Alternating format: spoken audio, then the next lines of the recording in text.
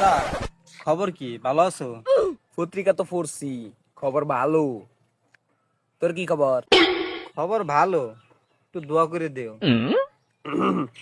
বোর্ডে দাঁড়াইছত নাকি? দোয়া করে দিব। না, ভোটে দাঁড়ালে তো ভোটই চাইতাম। আমার শরীরটা একটু খারাপ, তাই দোয়া চাইলাম। ওই এত গাঁজা খালি কি শরীর ঠিক তাই? কি কইলা এই কাকা?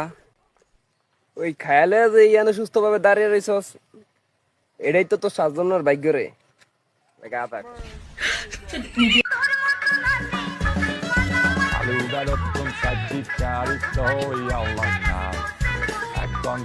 ও ভাই, ওকে এটা চেনো?